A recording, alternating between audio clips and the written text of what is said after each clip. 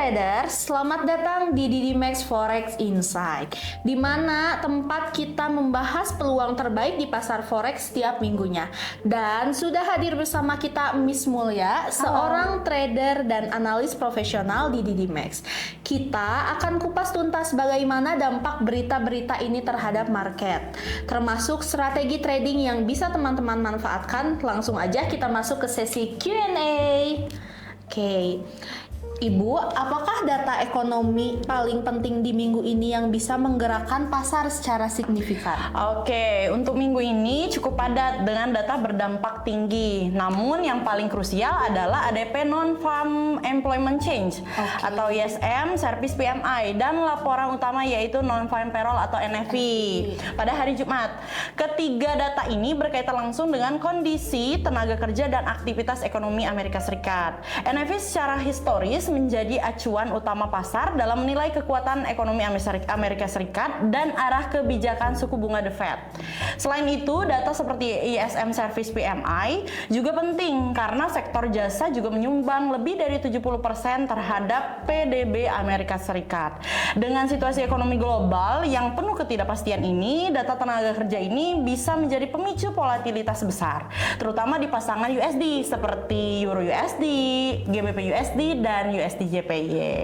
Oke, bagaimana sebaiknya trader merespon rilis ADP Non-Farm Employment Change hari Rabu nanti? Oke, untuk ADP sering dijadikan indikator awal untuk memperkirakan arah NFP. Meskipun akurasinya tidak selalu konsisten, perkiraan saat ini ada di angka 110K yang cukup moderat. Jika data aktual rilis jauh di atas ekspektasi, itu bisa menandakan bahwa sektor swasta masih cukup kuat dalam hal penciptaan lapangan kerja yang cenderung memperkuat ekspektasi bahwa The Fed belum ada atau belum melonggarkan kebijakan dalam waktu dekat. Dalam skenario ini, USD kemungkinan besar akan menguat. Sebaliknya, jika data jauh di bawah ekspektasi, maka trader bisa mengantisipasi reaksi negatif dari pasar terhadap USD karena melemahnya ekspektasi ekonomi tadi.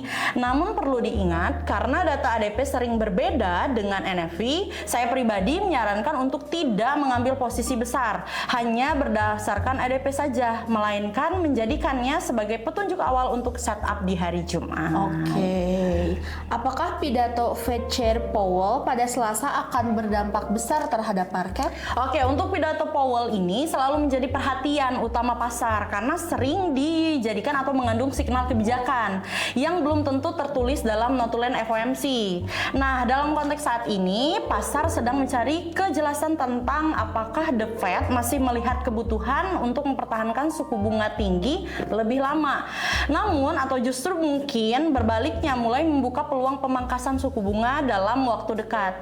Jika Powell memberikan pernyataan bernada hawkish, misalnya menekankan bahwa inflasi masih jauh dari target, atau maka bisa mendorong yield US Treasury naik yang memperkuat USD. Tapi jika Powell terdengar dovish atau menunjukkan kekhawatiran terhadap kondisi tenaga kerja atau pertumbuhan, maka pasar akan mulai memprice-in kemungkinan rate cut yang berpotensi menekan USD. Saya pribadi akan memperhatikan ton keseluruhan dalam konteks kalimat yang digunakan Powell. Misalnya, karena pasar sangat sensitif terhadap pilihan kata dalam pidatonya. Seperti itu kalau untuk pidato Powell. Oke, seberapa penting data ISM, Manufacturing, dan Service PMI pada minggu ini? Oke, untuk kedua data ini sangat penting karena mereka mencerminkan aktivitas ekonomi sektor real, baik di sektor manufaktur ataupun jasa. Namun dalam konteks ekonomi Amerika Serikat yang berbasis jasa, data ISM Service PMI biasanya lebih berdampak karena forecast saat ini adalah 52.0 atau bisa jadi jika rilis di angka tersebut itu menandakan ekspansi di sektor jasa dan bisa menguatkan persepsi bahwa ekonomi masih cukup sulit untuk menopang suku bunga tinggi. Sebaliknya, angka di bawah 50 berindikasi kontraksi yang biasanya menjadi sentimen negatif bagi USD. Trader harus mengamati bukan hanya angka utama, tapi komponen seperti new orders atau employment index di laporan tersebut. Karena itu sering memberikan gambaran awal tren ekonomi ke depan. Seperti itu. Oke.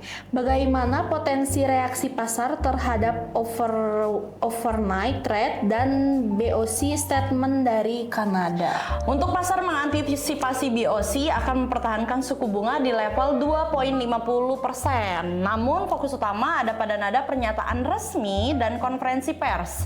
Jika BOC menyuarakan kekhawatiran terhadap inflasi yang masih tinggi atau pertumbuhan ekonomi yang terlalu panas, bisa jadi mereka memberikan sinyal kenaikan suku bunga lanjutan.